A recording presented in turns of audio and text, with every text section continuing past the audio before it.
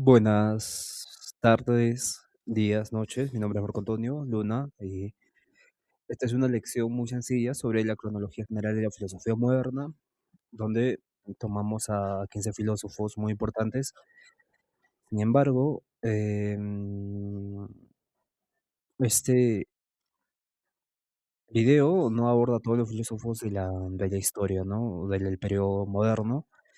Sin embargo, pueden ir a la filosofía tierra, donde sí abordamos a cada uno de los filósofos de toda la historia. Entonces, vamos a iniciar. Entonces, para empezar, este periodo de la modernidad, de la filosofía moderna, se divide en seis aproximadamente vertientes o corrientes o tendencias, ¿no? Primero surge el racionalismo, es un tipo de idealismo a nivel epistémico que se le denomina racionalismo porque se considera que por medio de la razón podemos conocer verdades universales. Luego viene el empirismo, que básicamente lo opuesto, ¿no? Por medio de la experiencia, entonces podemos conocer verdades fundamentales. Y luego surge el criticismo kantiano a nivel epistémico, donde combinamos pensamientos filosóficos y desarrolla un tipo de pensamiento propio, ¿no? Propio aplicado a la parte práctica que es la ética. En este sentido, en todo este periodo también habían diferentes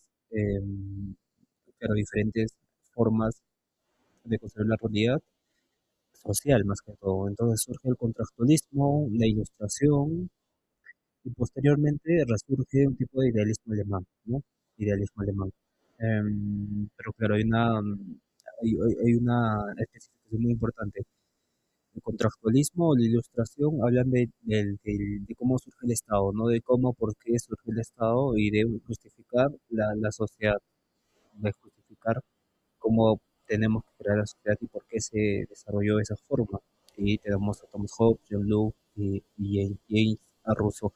Y a James A. Rousseau, siendo el último contractualista, cierra este bloque de contrato social y da paso al idealismo alemán, ¿no? Como tendencia filosófica, donde aquí hay un tipo de surgimiento del pensamiento alemán. Y recordemos que en ese tiempo, hablamos en 1700, 800, Alemania era un reino y los otros países como Francia, Inglaterra ya están en procesos independentistas, ¿no? Y claramente Alemania se convierte en la cuna de las ideas buenas de Europa, en ideas que trascienden, pero que en la aplicación no las aplicaban. Entonces aquí surge en este periodo Fichte, Schiller y Hegel.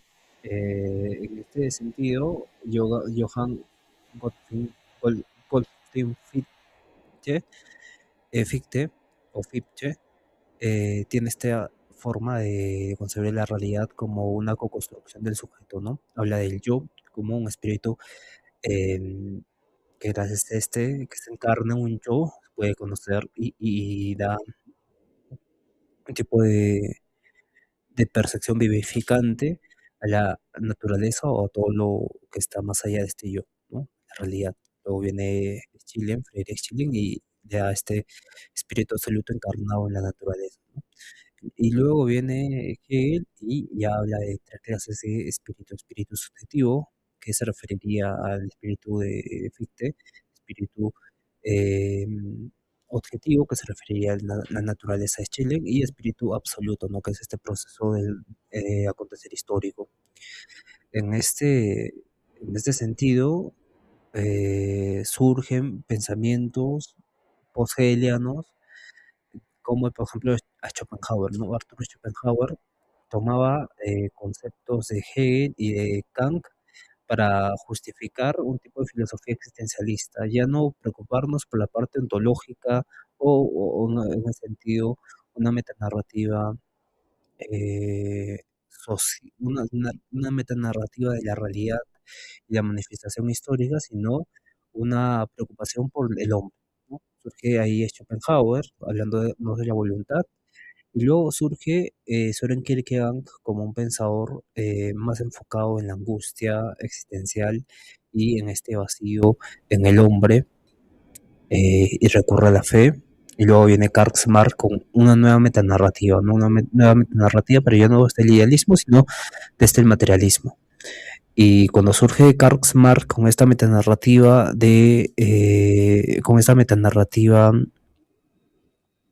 un idealismo alemán que veía el mundo como una manifestación histórica del espíritu, Karl Marx amplifica y pone eh, de revés el pensamiento idealista y menciona que la materia era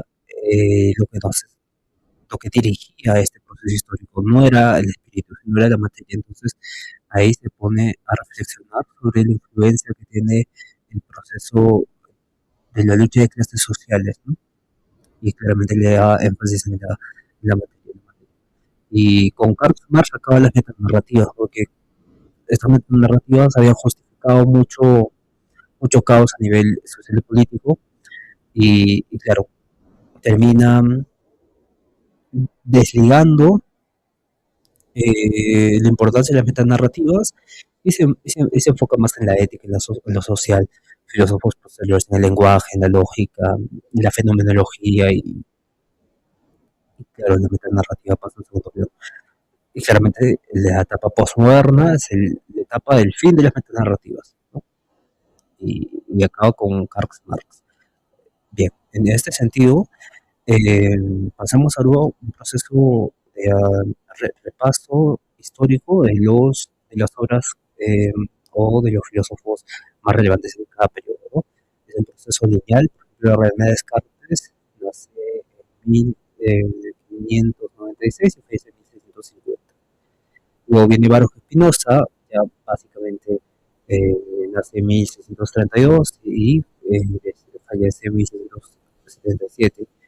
Y así sucesivamente cada filósofo tiene un margen de 20 años, 10 incluso, algunos son muy pocos, como 5 años que llevan o desde ese periodo, pero es un proceso que ha sido continuo. Ha estado en un fluir continuo la filosofía y el pensamiento, y claramente las ideas que tenemos hoy en día es gracias a toda esta sucesión de pensamientos e ideas que se han acoplado a normativas, que se han acoplado a normas sociales, que se han acoplado en todo el sistema de la sociedad que hoy conocemos, ¿no? Sin estos filósofos, ideas como, por ejemplo, democracia o ideas como el bien común, ideas como la libertad, no se hubieran podido realizar. Y eso claramente no se valora, ¿no? Y es algo que no vamos a moralizar, pero creo que se debería valorar un poco más. Luego tenemos cada filósofo y su obra importante, ¿no? Tenemos Meditación Metafísica de 1641, que inicia la modernidad. La modernidad inicia cuando el hombre se da cuenta de que la única certeza que tiene es que es la existencia de este hombre, no es que este hombre es el único que existe, que no puede dudar de que piensa y porque no puede dudar de que piensa, existe. Y desde esta existencia, desde esta certeza, vamos a construir el conocimiento posterior. Entonces, se trata de una inducción a nivel científico, ya de una deducción, ¿no? La deducción seguía siendo de la parte heredada, tradicional, y ahí tenemos que sacar el conocimiento, ¿no? Pero cuando viene Descartes y la modernidad, se invierte ese papel. Ya no es deductivo, sino ahora es inductivo, ¿no? De la certeza de que no podemos dudar de que existimos, de que somos, recién podemos nosotros conocer el mundo como tal a nivel físico. Y para esto hace una gran ayuda nuestro amigo Isaac Newton con principios de matemática, que él es más bien físico, pero demuestra principios de la gravedad, ¿no? Y la gravedad era algo que no se podía explicar hasta ese entonces, y con Isaac Newton se crean las leyes físicas que duraron hasta Einstein. Entonces, esas leyes físicas afirmaban que el hombre podía controlar y conocer estas leyes universales. Y claramente al poder conocer habría la posibilidad del conocimiento científico. Y del conocimiento científico no solamente, sino de que el hombre era el centro de ese conocimiento científico, ¿no? De que por medio de las matemáticas y que el hombre es el único que puede conocer matemáticas, podíamos crear un tipo de explicación a fenómenos externos, más allá del yo. Bien, iniciamos entonces con Descartes. Bien, René Descartes es el filósofo más prominente de todo su periodo, de todo su siglo, ¿no? Hablamos del siglo XVI y XVII aproximadamente, y podemos encontrar con René Descartes la idea principal de pienso, luego existo. Pero claro, tiene relación con una certeza indudable, ¿no? Con una intuición intelectual referida al conocimiento de sí mismo en cuanto yo, que no puedo dudar de que yo existo. Bien, entonces René Descartes nace en 1596 y aporta que el punto de partida de la filosofía moderna tiene que ser la autoconciencia racional como la certeza indudable. Ese es el punto número uno. Eh, y lo hace en meditaciones metafísicas, en 6 meditaciones, ¿no? Y ¿por qué en 6? Porque eh, recuerden que venimos de un periodo escolástico donde era la, la religión la guía tanto para el conocimiento como para la fe y para la vida, la práctica social. Y en este sentido, Dios crea el mundo en 6 días y en el séptimo día descansa. Y claramente lo mismo quería hacer Descartes como analogía, claramente, no fundamentalmente como Dios, pero hacer esta analogía llevándolo a la creación de la autoconciencia racional como certeza indudable. Y en este sentido, en la primera meditación introduce la duda metódica, ¿no? Ya, hay que hacer esta duda metódica para conocer una certeza que no podamos dudar. Entonces, la duda metódica nos sirve como un método escéptico para llegar a un conocimiento verdadero y de ese conocimiento verdadero partir ahí para conocer lo demás, ¿no? Ya con mucho más certeza, o sea, buscar un piso firme. Ese es el punto de la duda metódica.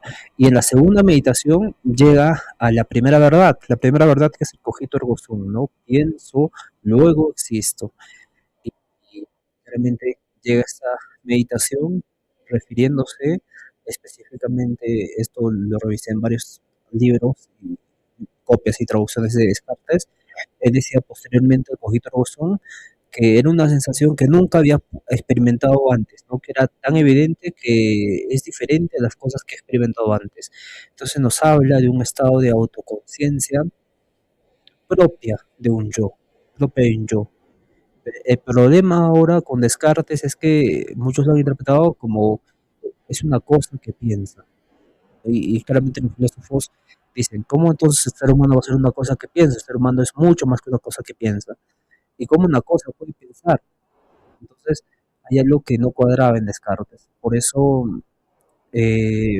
fundamentalmente, estudios posteriores contemporáneos ven al hombre como desde un enfoque funcionalista, ¿no? Neuronas, conexiones sinápticas que hacen que tenga ciertas reacciones, las emociones funcionan así, segregación de hormonas, segregación de estados de ánimo. Entonces, se crea todo un mecanismo que más posteriormente Husserl vuelve a debatir, ¿no? Vuelve a decir, estamos viendo las consecuencias, más no la causa de la investigación correcta del campo mental.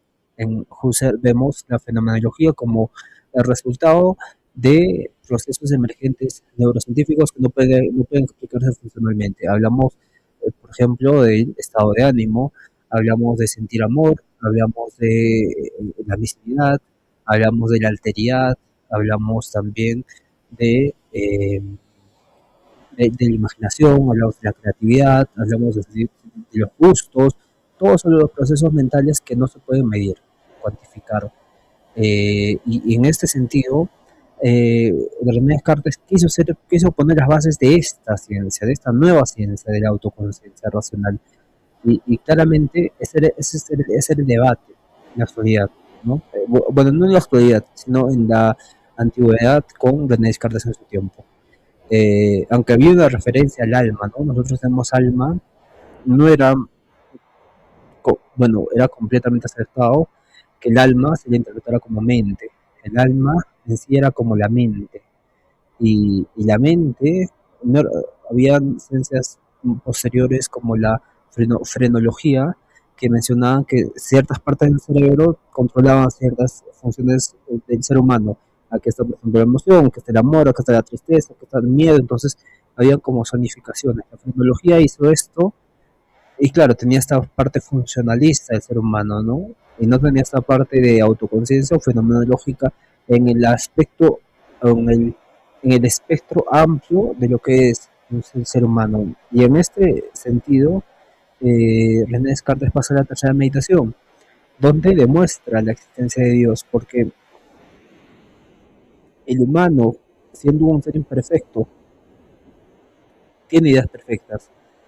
Y porque tiene ideas perfectas, esas ideas perfectas provienen de Dios. Provienen de Dios. Entonces el humano es imperfecto, es completamente imperfecto. ¿Y por qué tiene estas ideas que provienen de Dios? Y esto lo va a tocar también y va a servir de base para la filosofía de Malebranche. Malebranche que hablaba del ocasionalismo, que no lo tocamos acá, pero voy a dar referencias también muy interesantes de Malebranche. O en otro video voy a exponer un tipo de investigación que estaba haciendo sobre Malebranche, sobre el ocasionalismo en la política. Sin embargo, el punto está en que tiene que existir Dios, porque siendo nosotros imperfectos, no podemos tener ideas perfectas si no vienen de Dios. Y llega la cuarta meditación, que es el entendimiento limitado. Nos hace entender poco a poco que nuestro entendimiento es limitado, nuestras ideas son limitadas, somos limitados, pero la voluntad es infinita, porque la voluntad puede afirmar, puede negar, puede hacer muchas cosas. Podemos hacer, tenemos la voluntad, la capacidad de juzgar, de negar, de afirmar cualquier cosa. Por eso es infinita. Entonces, sobre la realidad de las cosas, sobre las cosas existentes, existe un error en el entendimiento, ¿no? Porque si existe esto y existe todas las cosas de forma amplia, no podríamos explicar esas cosas, no podríamos explicar esta voluntad que se manifiesta en las cosas mismas, en la realidad de las cosas. Entonces, tiene que haber una definición de Dios, ¿no? Por definición, una definición de Dios que justifique que las cosas existan, una definición de Dios que justifique la realidad de las cosas y que no solo esté en mi mente, porque recordemos que Descartes se pone a dudar de los sueños, se pone a dudar de la imaginación, se pone a dudar de los números incluso. Entonces, pero hay ciertas cosas que no puede dudar. Entonces, pero hay que justificar por qué no podemos dudar. Ese es el punto. Llega la quinta meditación, donde Dios es un ser perfecto y puesto que la existencia es una perfección, existir es una perfección, así como la realidad de las cosas en sí mismas es una perfección, no se puede concebir un ser perfecto sin la existencia de ese ser perfecto. Y este ser perfecto justifica entonces que Dios exista. Entonces, Dios existe como ser perfecto. Dios, como existe como ser perfecto, no me puede engañar sobre la realidad de las cosas. No me puede engañar sobre si las cosas existen o no. Entonces, deben existir las cosas porque Dios no me puede engañar en su perfección. Y llega la sexta meditación que separa el dualismo cartesiano, donde el cuerpo es extenso, hay una longitud, anchura y profundidad, y el alma es pensante, ¿no? Es algo inteligible. Entonces, el cuerpo es pasivo y la mente interactúa con los objetos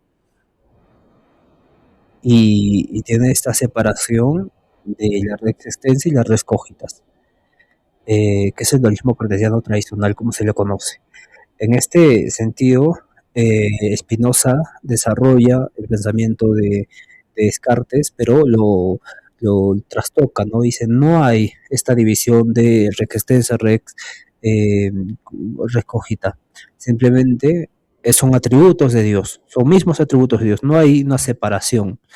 Y aquí desarrollan el racionalismo, tal como se le conoce específicamente con Leibniz, ¿no? Un racionalismo puro. Y claro, ahí también Kant viene, porque todos los filósofos tienen que partir de Descartes, tienen que, bueno, claro, tienen que partir en cierta medida de Descartes. Los racionalistas y claramente los empiristas también tocan temas de Descartes, no los abordan, pero sí lo rebaten, ¿no? Entonces Kant intenta superar este dualismo cuerpo-mente que no había resuelto y propone las categorías, ¿no? Categorías de los a priori del entendimiento y de los a priori de la sensibilidad, del espacio y tiempo. En este sentido, Descartes eh, se queda como referente entonces para toda la modernidad. Bien, entonces René Descartes inicia con la modernidad. De hecho hay filósofos premodernos que tenían ese enfoque empírico también, ¿no? Ese enfoque de que se podía conocer las leyes físicas, de que se podía hacer física, y que la primera medida de esta era la conciencia humana, era el hombre, la autoconciencia. Venía del hombre, el conocimiento del mundo. Bien, entonces, como se habrán podido dar cuenta, René Descartes fallece en 1650 y en 1688 nace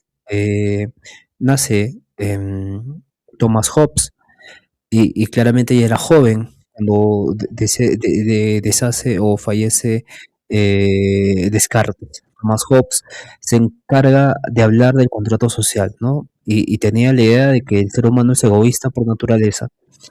Específicamente en su libro, ojalá me recuerde, pero sí, sí me recuerdo, decía que el hombre es lobo en tanto que no conoce al otro hombre, y cuando lo conoce es hombre para el otro. Y hablaba de una profundidad mucho más de alteridad, de conocimiento del otro, y que por medio del conocimiento del otro me conozco a mí mismo y por eso soy hombre, pero cuando no me conozco, cuando no conozco al otro, no me conozco a mí mismo, soy lobo. Esa profundidad tenía Hobbes, ¿no? Pero yo lo he interpretado diciendo que el hombre es lobo de otro, simplemente lo he puesto así, ¿no? Le hablaban de reduccionismo, de arreglo con el conocimiento. Sin embargo, no vamos a negar que él pensaba que el ser humano es egoísta por naturaleza, ¿no? Y el Estado surge del contrato social para contener la violencia, para mantener el orden, ¿no? Y aporta este modelo materialismo y este mecanismo de la política, de la creación de este Leviatán que nos va a proteger, pero nosotros vamos a perder un poco de libertad para ceder al Leviatán, al Estado, y que ese Estado nos gobierna, ¿no? Muchos lo critican diciendo que ha sido una justificación para los estados monárquicos, una justificación hablar, para hablar, para hablar de un Estado, eh, y para hablar de las monarquías, para defender las monarquías. Las ideas de Thomas Hobbes influyen en John Locke y en Rousseau, que son el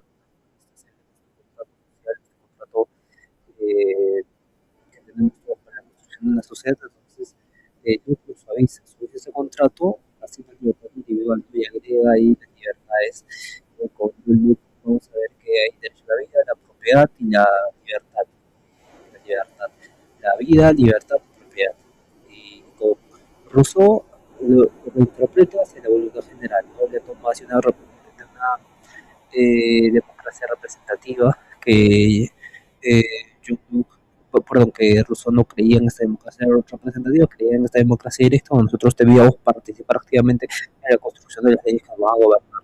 Sin embargo, es referencia a Thomas Hobbes, a todos estos autores para que hablan del contrato social, de la construcción del Estado y la construcción de la sociedad, y el desarrollo de la sociedad. Y también Marx, porque su concepción del Estado es producto de las condiciones materiales, ¿no? Y Marx usa mucho. Entonces Hobbes aplica este método científico a la sociedad, que el Estado es una máquina creada por los hombres y no un orden divino, sino que es creado por los hombres, eh, que se van bueno, que construyen un Estado, ¿no? Como vimos anteriormente, Hegel va en contra de esta idea, ¿no? Porque él piensa que el espíritu absoluto se manifiesta en el Estado, se manifiesta en el Estado. Esto lo dice específicamente en la filosofía del derecho, la filosofía del derecho. Bien, que habla del espíritu objetivo o de la encarnación del espíritu, la libertad como encarnación del espíritu. Bien, entonces esto lo vamos a tener más adelante, no se preocupe, pero Thomas Hobbes es muy importante. No solo que acá Thomas Hobbes es, es el círculo empírico, ¿no? Es empirista. Todos los ingleses terminan teniendo esta corriente, esta influencia empírica. Luego, mira, vemos que Thomas Hobbes deshace en 1979 y viene años antes, Baruch Spinoza, ¿no? Recordemos que son filósofos europeos, ¿no? La mayoría de ellos, tanto alemanes, ingleses, franceses con ruso, entonces hay un tipo de comunicación y podemos ver esto como Kant conocía a todos estos filósofos, ¿no? Porque los libros se leían, veía en Puerto Kant, en un puerto, el puerto de Königsberg, y ahí era una zona mercantil, ¿no? Y le llegaba información de todos estos filósofos, todos los pensamientos. No es como ahora, no tenemos toda la información en la mano, sino que ellos tenían que esperar un buen tiempo para leer las tendencias filosóficas de cada tiempo, de cada año, cada filósofo y demás. Bien, entonces Baruch Spinoza nace en 1632 y decesa en 1677.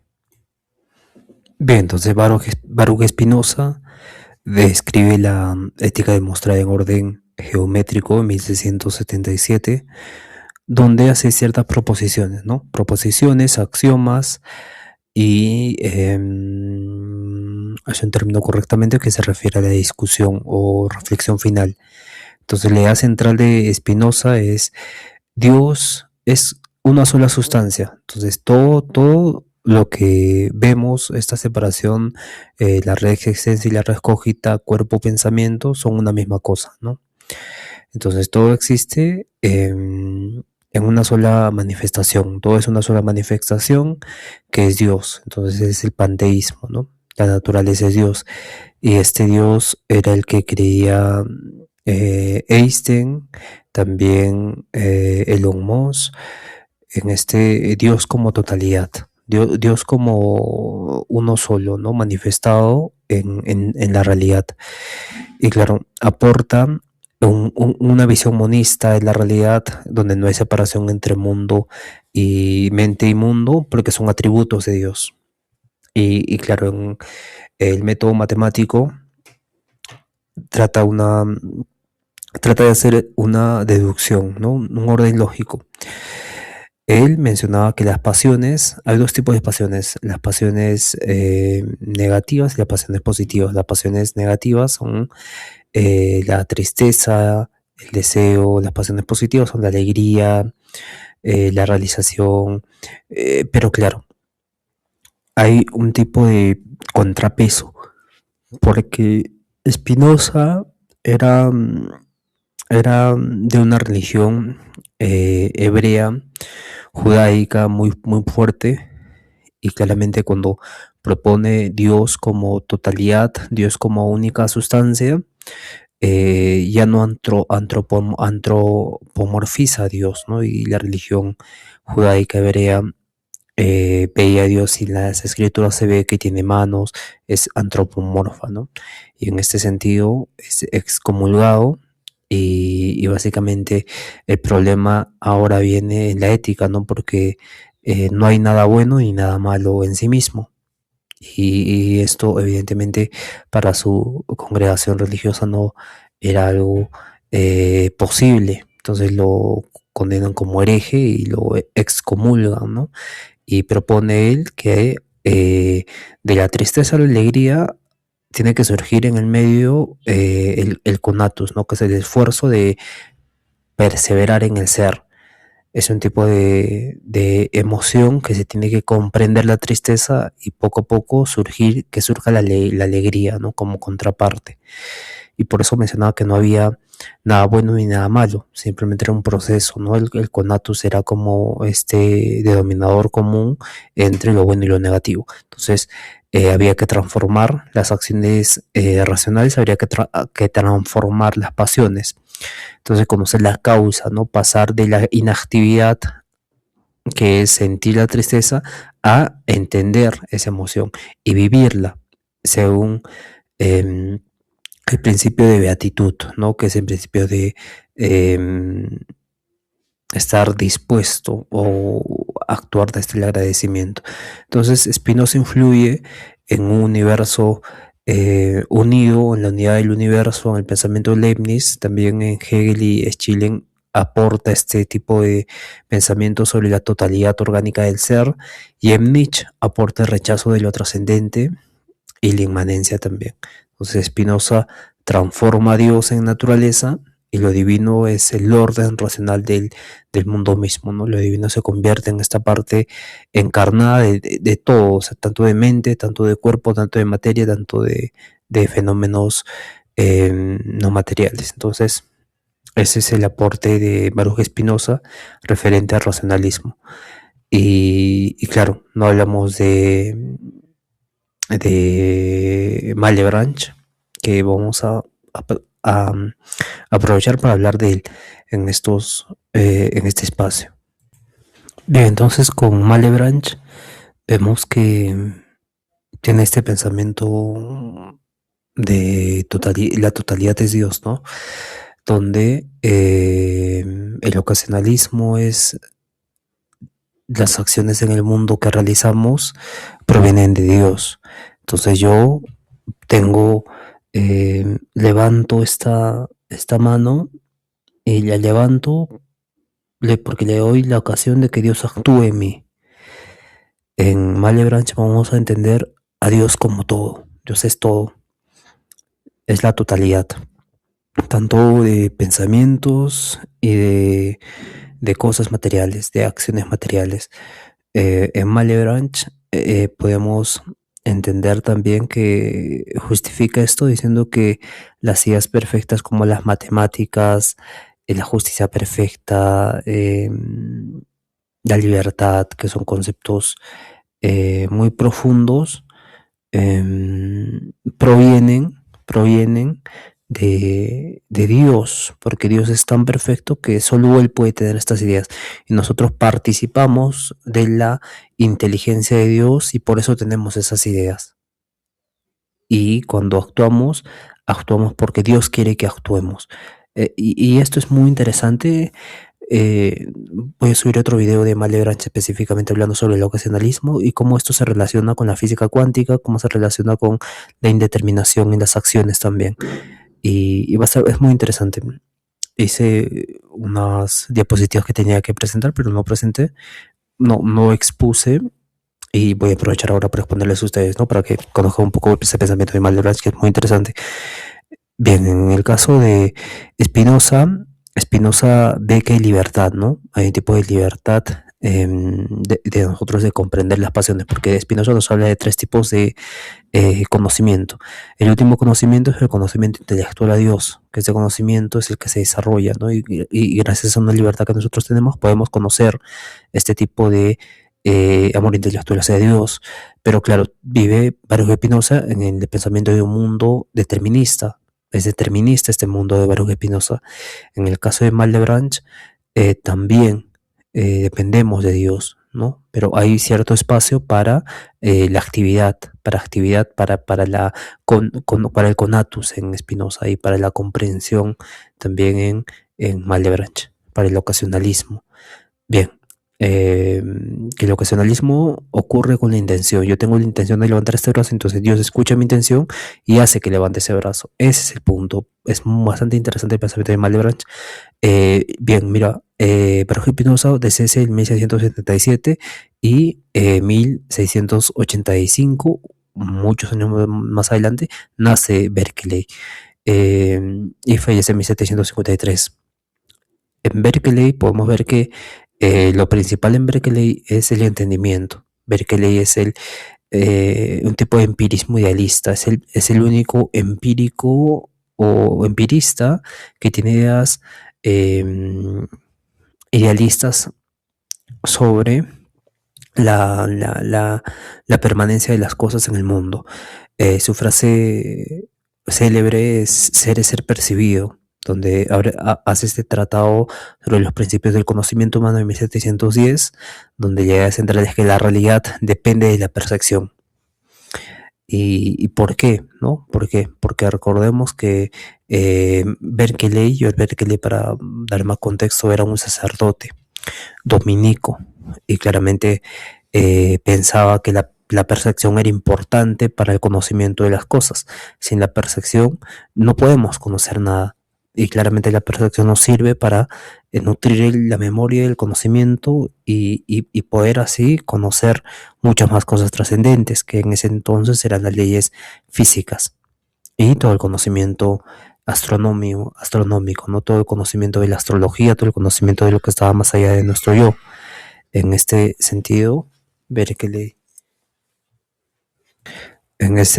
Berkeley eh, tenía esa forma de percibir el mundo, ¿no? Donde si todo conocimiento viene de los sentidos, entonces solo conocemos percepciones y no conocemos las cosas como son en sí mismas, ¿no? Solo hay las percepciones que nuestro cerebro interpreta y si no podemos pensar nada fuera de lo que percibimos, entonces el ser solo significa ser percibido. Y el que percibe aquellas cosas que no podemos percibir sigue siendo Dios. Dios percibe aquello que el hombre no puede percibir y al percibir aquella cosa que el hombre no puede percibir, eh, el percibir aquello que el hombre no puede percibir hace que eso exista, ¿no? Hace que eso persista como materia en sí misma.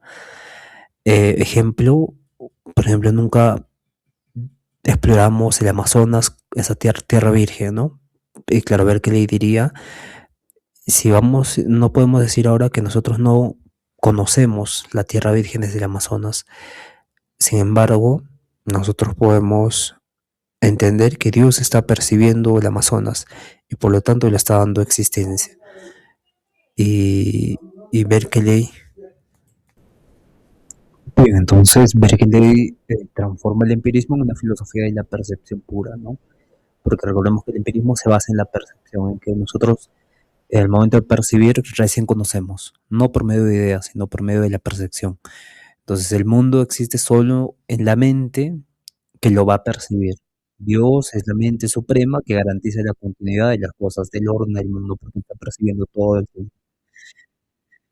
Bien, entonces pasamos a ver que ley a Leibniz, que también es idealista, ¿no? Bueno, en Berkeley podemos dar cuenta que es un empirismo idealista, pero desde ese 1753 y vemos que Leibniz es un poco más antiguo, ¿no? Es un poco anterior a Berkeley. Leibniz escribe tarde, bueno, escribe mucho después, no sé si se han dado cuenta, Berkeley escribe todo tratado sobre el principio del conocimiento humano en 1710 y Leibniz escribe la monadología en 1714, pero Leibniz escribe en artículos más que libros, ¿no? Su único libro, bueno, no es el único libro, el más importante es Monadología de 1714, como se habrán cuenta, y al final de su existencia. Entonces, la idea principal de Leibniz es que la, la realidad está compuesta de monadas, está compuesta de entidades espirituales que reflejan el universo. Y claro, hay una síntesis racionalista entre pluralidad y armonía, ¿no? Entre pluralidad y armonía, porque cómo una mona se va a relacionar con otra mona si ambas están determinadas, prefijos por Dios. Y Leibniz dice que cuando Dios hizo una mona, la acopló tan perfectamente con las otras monas que no pueden interferir, no pueden hacer algo inarmónico. Pero entonces, ¿qué pasa con los crímenes, no? ¿Qué pasa cuando una persona en su mona comete un delito? Y ahí menciona que todo está en este mundo, en el mejor de los mundos posibles, ¿no? O sea, sido lo mejor que de los mundos posibles y el cual se ha acomodado a su realidad, se ha acomodado a la realidad exterior. El problema de Leibniz es que él pensaba que las cosas que vemos en la realidad, este vaso, esta taza, esta mesa, tiene una mónada y esa monada tiene una propia percepción desde su punto de vista. Y hay una contrapolarización entre mi monada de mí que está percibiendo aquello. Entonces, no hay una división de la cosa en sí misma, o sea, del objeto y del sujeto. Pero claramente el sujeto siempre es la monada que está percibiendo, que estás siendo tú en todo momento. Pero claro, hay una armonía muy perfecta en las cosas que estás percibiendo y que te están percibiendo de ti también. Hay un tipo de armonía preestablecida que hace que no haya esa diferencia, ¿no? No haya este, esta parte no lógica en su filosofía. pero como más adelante Immanuel Kant le dice, Leibniz está construyendo castillos en el aire, porque no se está basando en una experiencia empírica, no se está basando en algo verdadero, objetivo, sensible. Y en este sentido, Leibniz, la persona, es esta monada compleja, ¿no? Que tiene una conciencia, una planta, un animal, una piedra, son conjuntos de monas, pero en distintos grados de percepción, ¿no? Son como niveles, ¿no? Hay niveles de monadas, y el ser humano es el que tiene conciencia, es la monada más elevada, por así decirlo. Entonces, estas ideas influyen en la filosofía kantiana cuando habla de la idea de sujeto trascendental, ¿no? Y también influye en Hegel con la noción de desarrollo armónico de la realidad. Entonces, Leibniz quiso reconciliar ciencia, fe y razón, porque Leibniz era matemático, era físico, mucho más que filósofo, y trató de matematizar la filosofía. Y claro, las matemáticas están en el mundo de las ideas. O sea, no podemos encontrar a nivel material un 2. Simplemente el 2 está a nivel de concepto, idea abstracta. Por eso le criticaba no esto Kant, pero se tomaba ideas para hablar de la idea de sujeto trascendental kantiano. Y bien, quiso reconciliar estas tres conocimientos, ciencias o ramas para ser específicos, esas tres variantes para un conocimiento perfecto, que es la ciencia, la fe y la razón, que hablamos en 1646 a 1714. Entonces, cada monada expresa el cosmos desde su punto de vista, ¿no? Y esto tiene mucho que ver con la fenomenología de la percepción también, la teoría de la ontología orientada a objetos de Graham Harman, que básicamente te da un enfoque más ético, claro, más ético al medio ambiente, pero también tiene este punto de vista donde cada monada expresa desde su misma forma de percepción, no sin una interacción causal, no hay causa, sino que Dios es perfecto y ordena las monadas con sabiduría, una sabiduría perfecta, donde el mundo que ha creado, con todo su bien y todo su mal, es el mejor de todos los mundos posibles que puede existir. Entonces, eh, James hablaba de esta correspondencia entre la materialidad y las mónadas, ¿no? Las mónadas son como la forma en que percibes el mundo. Pero claro, hay algo más profundo, no se queda ahí, ¿no? O sea, tú estás percibiendo el mundo por medio al percibir de tus sentidos, y eso es obvio. Pero lo que Leibniz pensaba es que estás percibiendo el mundo desde una mona que utiliza los sentidos, una mona que utiliza no el cuerpo, sino que utiliza toda la parte que te hace percibir a ti. Y pensaba que esa mona también la tenía esta mesa, la mona la tenía este libro, la mona la tenía todo. Y habían ciertos grados de mona, hablaba de distintos grados de percepción, ¿no? Y claro, nosotros tenemos este grado de percepción, pero ahí había la posibilidad de que había muchos más grados de percepción. Entonces era un pensamiento bastante matemático en ese sentido. Y claro, luego viene un filósofo muy importante que como vimos viene posterior a un poco al final de Leibniz y al final también no al final de Berkeley, pero sí al final de Leibniz, que es Hume, David Hume, que era más o menos contemporáneo a Berkeley.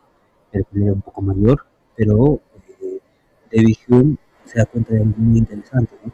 En Hume podemos ver, o podemos, la pregunta en Hume es, ¿de dónde viene la idea de causalidad? ¿De dónde viene la idea de causalidad? O sea, nosotros tenemos innatamente, no innatamente, sino que nosotros pensamos por hábito mental que cuando yo tiro una piedra se rompe este vidrio, entonces yo causé la ruptura del vidrio, pero Hume diría, no estás viendo la intención, no estás viendo la fuerza que ha provocado la ruptura de ese vidrio, estás suponiendo que tú has sido la causa y no vemos la causa en sí misma, vemos la causa aparente o de costumbre que tú tienes de asociar una cosa con la otra, pero la misma causa no la vemos. Y esa pregunta de Big Bang lo lleva a hacerse famoso, ¿no? Ser como el principal empirista, o el más puro, el más duro en el sentido de que, bueno, puro, ¿no? Más que duro, pero tiene este empirismo puro, duro también, ¿no? Porque no se basa y arremete también como contra el idealismo y tiene esta, este libro que se une a las muchas colecciones que hablan de entendimiento humano. Por ejemplo, el libro de Perkeley hablaba también del conocimiento humano, pero luego empezaron a hablar sobre el entendimiento humano, empezaron a hablar sobre cómo entendemos nosotros. Y, y este entendimiento humano fue lo que desarrolló más adelante Manuel Kant con el desarrollo y la síntesis de los empiristas, de los racionalistas. Pero eh, para empezar, David Hume mencionaba que todo conocimiento tiene que derivar de la experiencia. La experiencia no solo es los sentidos, la experiencia es la memoria. La experiencia es todo lo que puedas tú experimentar, ¿no? Sea mental, sea física, y claro, aquí ya habla de experiencia, no solo habla de sensaciones, y que no hay certeza de causalidad, no hay una certeza de las causas, porque nosotros podemos causalmente identificar el Big Bang, pero lo hacemos a nivel teórico.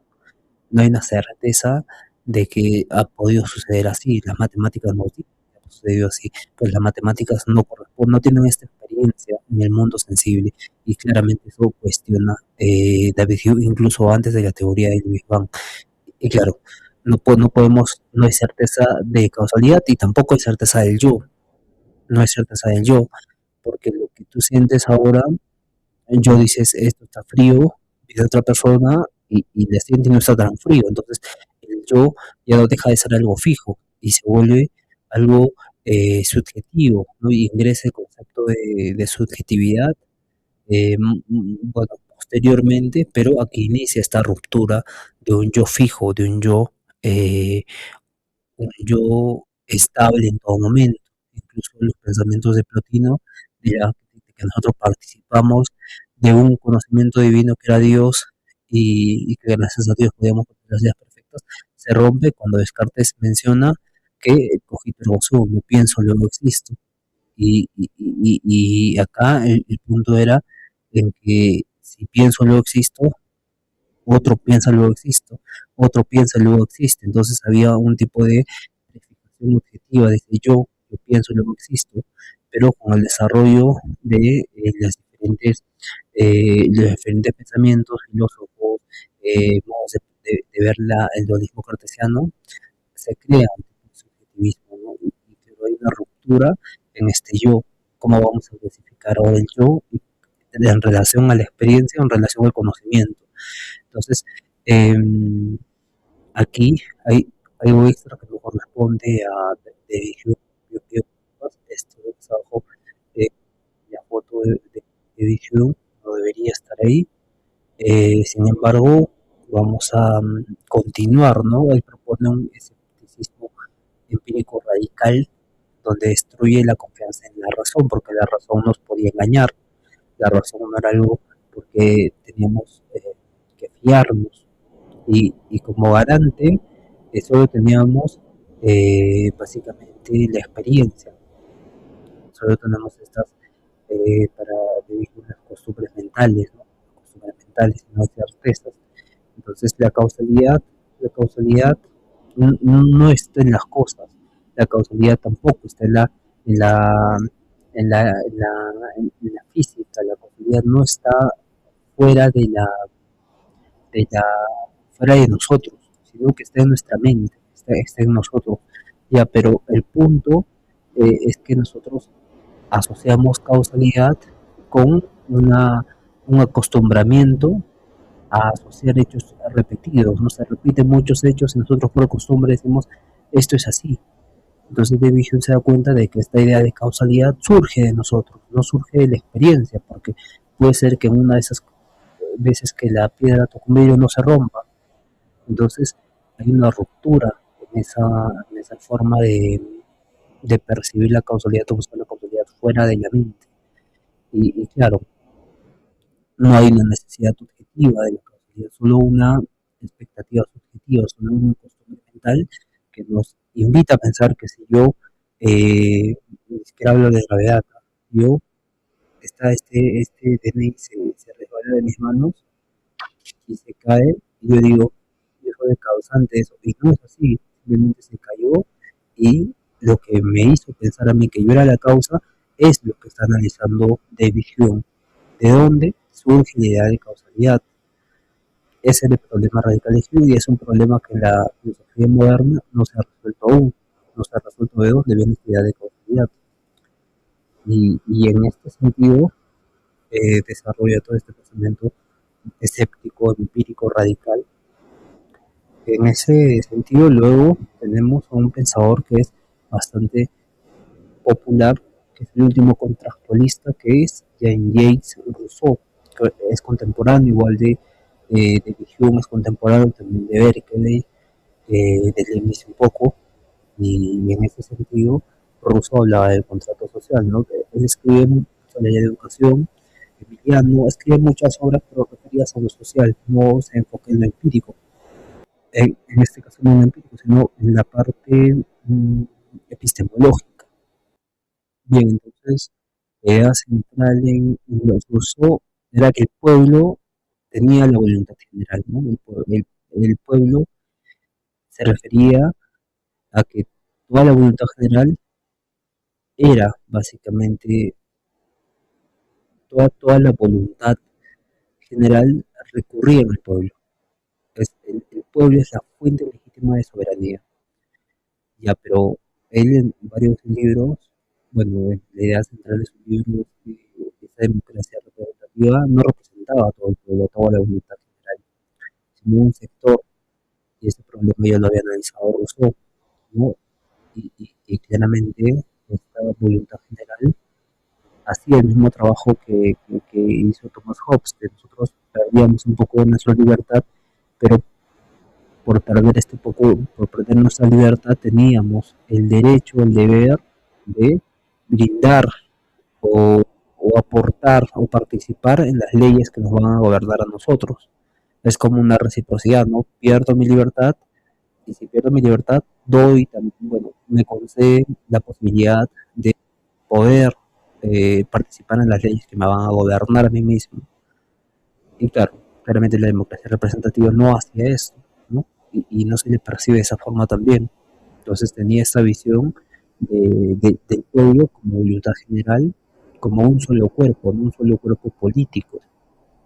Y para entrar a profundidad en Jean-Jacques Rousseau, él creía que el hombre era bueno por naturaleza, había una bondad natural, había una conciencia moral eh, que venían, que, que valían más que la razón o la experiencia, por eso no se involucraba en discusiones epistémicas. Él hablaba de esta conciencia moral, ¿no? Donde este humano, esto lo dice las ensayos sobre, perdón, el ensayo sobre la desigualdad entre los hombres, que no va en el primer lugar, que en el segundo puesto, pero en este ensayo habla, ¿no? De cómo la sociedad corrompe al hombre y cómo su sociedad que era burguesa y clasista había creado otros problemas sociales que el hombre en estado de naturaleza no tenía, ¿no? Había creado el amor propio y ese amor propio se basaba en la comparación y la comparación hacía que se compita y esa competencia traía vicios en la sociedad y todo correspondía a un tipo de sociedad que estaba gobernada por este tipo de malas prácticas. En ese sentido, Rousseau es este filósofo que, se, que creía en una educación cívica, en que los ciudadanos debían participar en la política porque perdían libertad de no hacerlo, ¿no? Nosotros perdíamos nuestra libertad, la brindábamos a un soberano del Estado y el Estado tenía que hacernos participar de forma directa, por eso tenía esta visión en contra de la democracia representativa. Y también eh, se estaba gestando una visión moral y una política de la libertad, ¿no? Recordemos que Las ideas de Rousseau inspiraron grandes revoluciones y bueno, se desarrollaron también en medio de estas revoluciones, ¿no? Influyen en la idea de autonomía moral de Kantiana, en Hegel también en la ética comunitaria y en Carlos Marx la idea de emancipación social. Entonces Rousseau devuelve a la filosofía el valor de la libertad interior, ¿no? Frente a la corrupción social.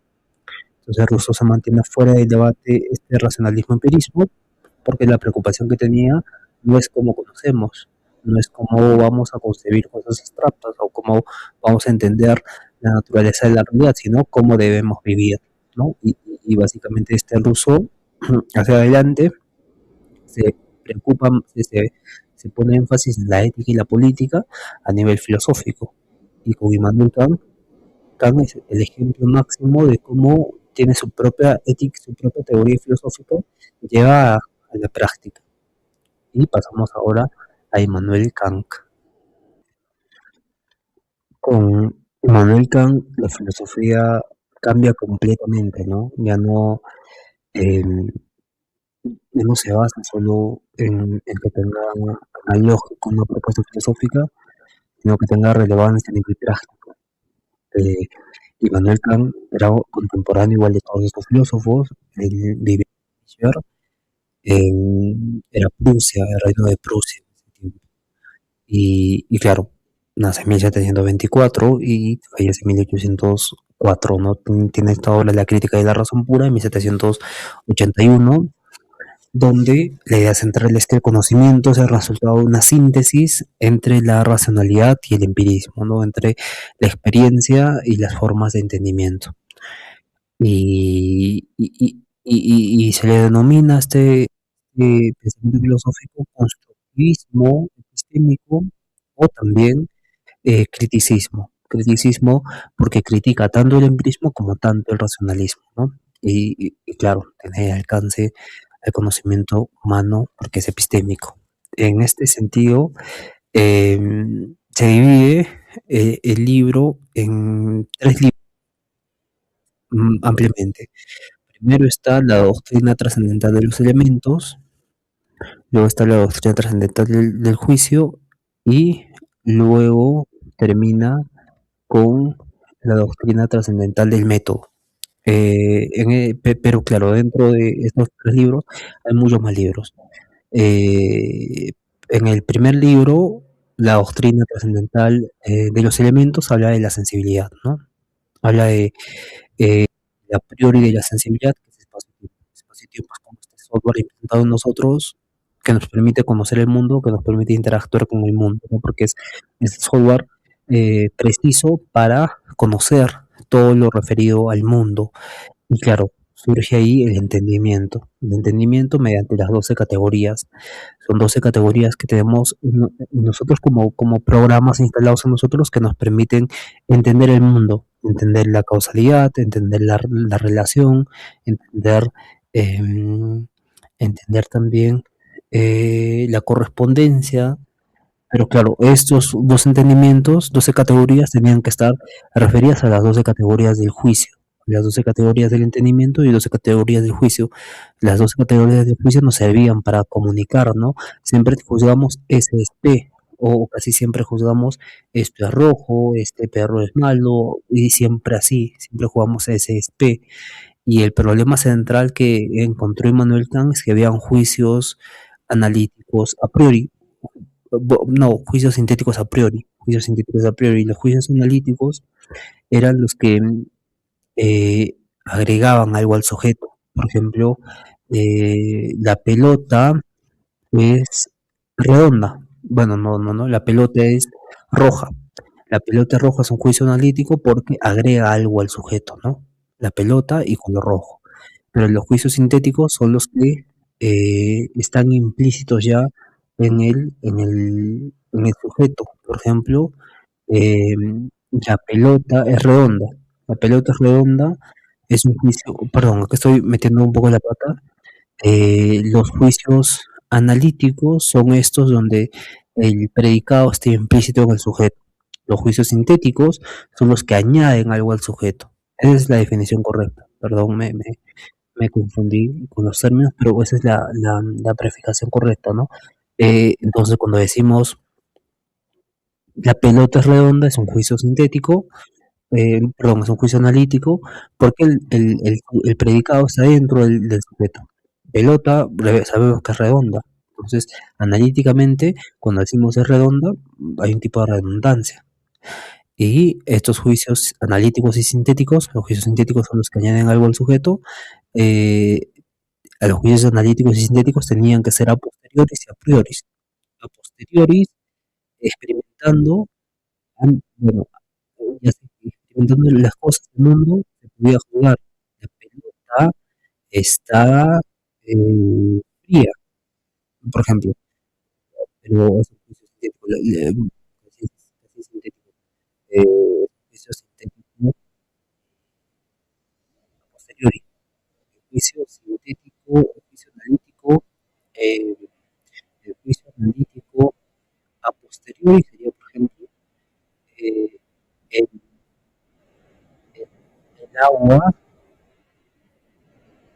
el agua fluye cuando estoy dentro del agua. Y claramente no podíamos hacer esto con los juicios sintéticos a priori, porque todos serían juicios, no deberían existir juicios sintéticos a priori, porque no debería añadir nada nuevo, y que esa cosa que hemos añadido tampoco tenga eh, tampoco tenga que ser antes de la experiencia. Porque todos los juicios que nosotros tenemos en el mundo son basados en la experiencia, se basan en lo que hemos experimentado, pero ¿qué pasa con los juicios que nunca hemos experimentado y que son universales y necesarios? Estos juicios universales y necesarios es lo que trata de investigar. ¿Por qué tenemos nosotros juicios sintéticos a priori? ¿Por qué hay juicios sintéticos a priori nosotros? y, y trata de responder esta pregunta de por qué hay juicios estéticos en nosotros mediante las categorías, mediante la sensibilidad del espacio-tiempo, mediante los esquematismos. Y, y claro, hay toda una filosofía que trata de responder esta pregunta. Pero ¿por qué trata de responder esta pregunta, no? Por el hecho de que igual que como pasó con la idea de causalidad de Vishnu, de dónde sale la idea de causalidad, eh, Kant está respondiendo de dónde salen las ideas que nos trascienden, de dónde salen las ideas más allá de nuestros propios límites, que recordemos que era un problema de Descartes, que era un problema de Malebranche, ¿no? Que estas ideas perfectas venían a nosotros, pero venían porque participamos del intelecto de Dios. Pero acá Kant está tratando de resolver este problema sin invocar a Dios, sino unificando el empirismo y el racionalismo. Por eso Kant es muy importante para todo el mundo occidental, ¿no? Porque trata de responder esto desde una visión lógica, coherente y que nos permita desarrollar o ampliar más este pensamiento. En este sentido, los esquematismos funcionan como esta parte que se acopla con lo que experimentamos, porque dijimos que las categorías, el tiempo, los valores de la sensibilidad del espacio-tiempo están dentro de nosotros. Pero claro, aquí no podemos caer en un solistismo, pensar que nosotros vemos una cosa y ya se está creando en ese mismo momento, como ha pasado con Mercury. ¿No? Nosotros vemos una cosa y esquemáticamente se va construyendo a medida que yo voy percibiendo, pero esto se hace de forma eh, numénica, se hace de forma previa, se hace de forma anterior incluso al entendimiento, no, anterior incluso a la percepción de los fenómenos. Y aquí critica a los racionalistas porque abusan de la pura razón para conocer, confunden pensar con conocer, y esta confusión de pensar y conocer es bastante profunda en Kant, porque Kant se ve que el yo que nosotros concebimos como yo en la identidad de la razón pura, es como la totalidad, como la estructura total de todos los juicios que pueda tener, ¿no? Y hay una estructura total de todos los juicios que puedas tener y de todo lo que vas a experimentar, pero en posterior posteriores periodos de Kant, porque hay un periodo precrítico, hay un periodo crítico y un periodo postcrítico, pero se dividen en dos ampliamente, el periodo precrítico y el periodo crítico posterior ya para acabar su pensamiento filosófico, eh, o para su para y entrado a 1800, tiene este cambio de pensamiento donde yo es la capacidad de juzgar. El yo no es como te percibes a ti como yo soy así y tengo este cuerpo, sino es yo como la capacidad de juzgar. Y la capacidad de juzgar es algo que posibilita el conocimiento. Y cuando posibilita el conocimiento, hay una percepción viva de ti, no hay hay, claro, hay un sentido de yo, de tuyo, que lo eh, autoconocimiento o a percepción. A percepción. Eh, claro, lo domina percepción. Y, y en este sentido, Immanuel Kant desarrolla todo ese pensamiento eh, más allá de conocer, ¿no? Como yo, como capacidad de juzgar. Yo como capacidad de juzgar. Y hay que hacer esta distinción también, ¿no? Pensar es diferente a conocer. Conocer es un acto que ya está prefijo en nosotros, que ya está como que en la sensibilidad, en el a priori, en la sensibilidad a priori, en el a priori de la sensibilidad, en la intuición a priori de la sensibilidad, pero pensar ya está en el entendimiento. Y claro, critica que los racionalistas solo construyen castillos en el aire, referido a Leibniz, porque con Kant vemos que Kant toma la parte del esquematismo, o sea, que es la parte que está en el mundo real, y la acopla al entendimiento, o la acopla a nuestra experiencia. Nuestra experiencia, y claro, hay un tipo de relación armoniosa, instantánea, entre la cosa material y mi entendimiento. Y eso le justifica a Kant no decir que está construyendo solo las categorías por su propia cuenta, sino que se está basando en la experiencia también. Y critica a los empiristas porque reducen toda la sensación. Todo se tiene que reducir a la sensación, mencionan los empiristas, en sentido puro. Y destruyen la ciencia por eso, ¿no? Porque la ciencia se basa en números, en fórmulas matemáticas que son racionalistas, que las matemáticas corresponden al mundo de las ideas siempre, pero cuando se aplican a la realidad y esta realidad concuerda con esos modelos matemáticos, hay un tipo de correspondencia. Esto también lo analiza Kant y la denomina la lógica ontológica.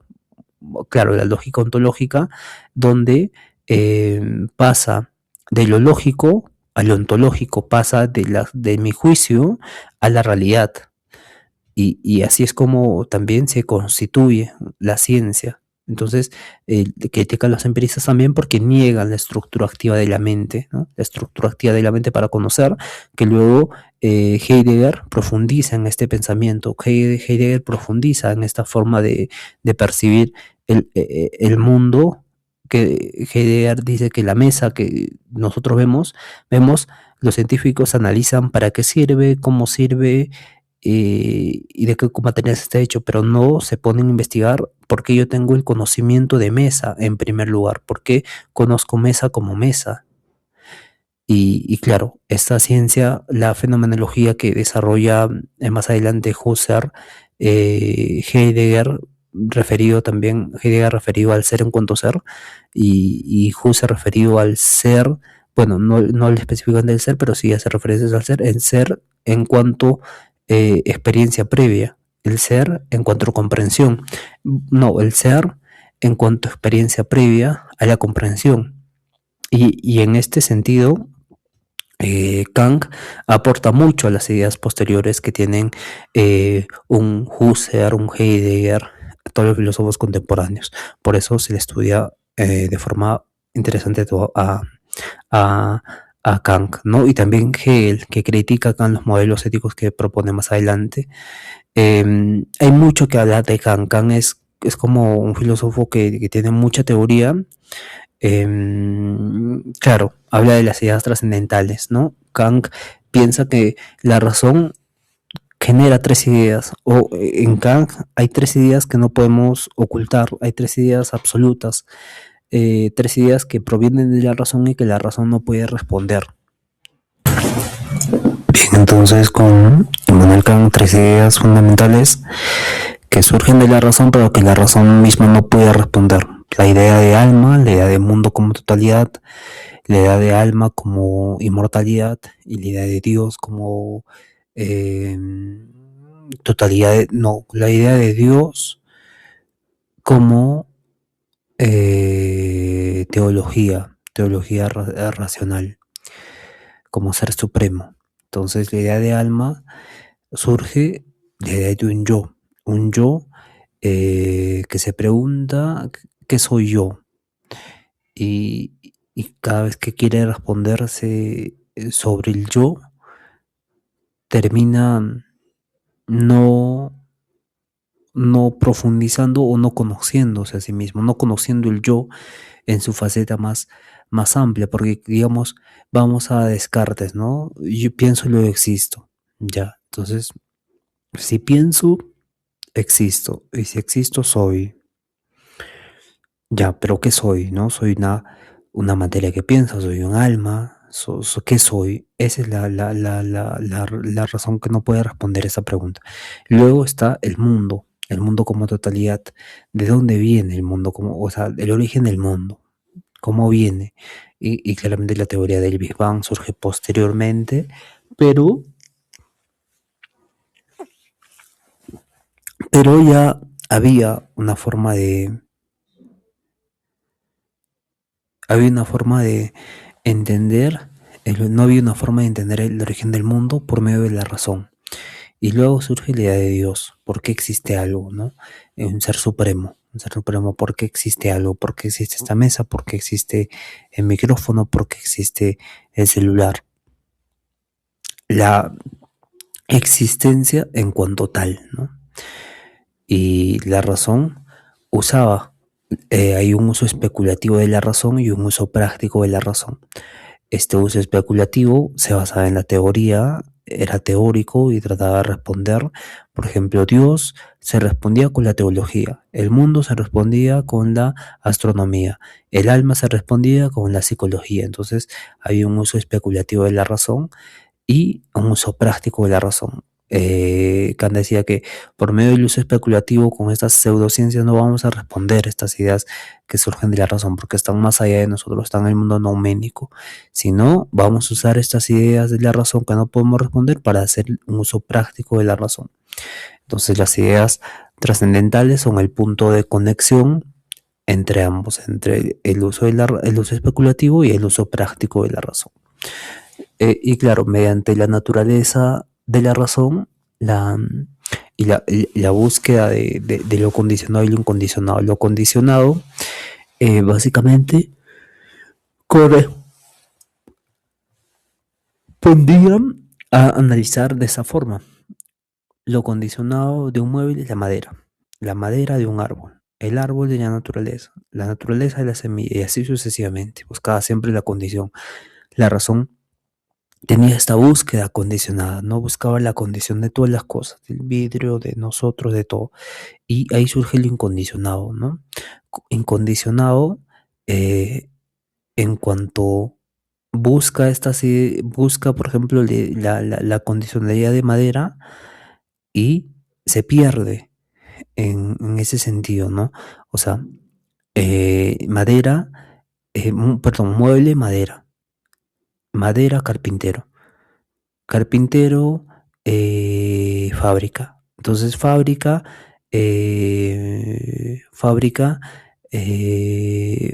país, y así lo incondicionado no llegaba al punto de buscar la naturaleza del conocimiento, de la razón, por medio de lo condicionado, sino lo incondicionado se agregaba. Entonces cada una de estas ideas tenía una tesis y una antítesis, ¿no? Cada una de lo condicionado tenía una antítesis, lo incondicionado. Y lo incondicionado tenía una antítesis que era lo condicionado. Por ejemplo, lo incondicionado, si estamos hablando de muebles, era la fábrica. Entonces la fábrica tenía la antítesis que era la mano de obra, lo rural.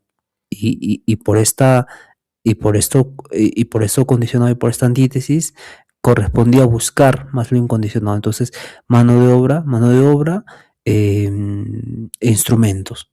Instrumentos, y así con cada cosa tenía su antítesis en lo incondicionado.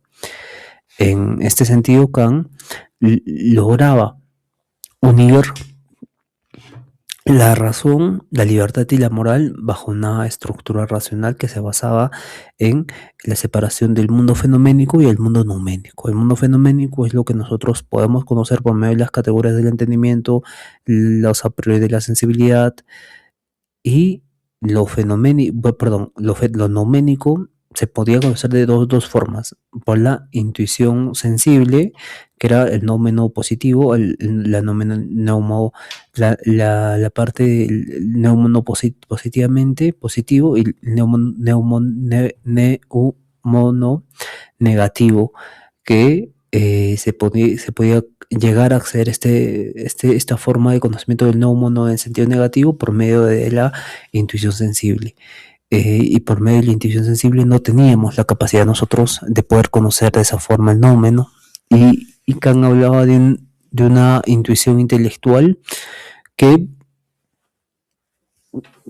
los seres humanos no habíamos desarrollado, y por eso no podíamos conocer el noumeno en sí mismo, solo el noumeno en sentido positivo, que era básicamente el noumeno por la vía de la intuición.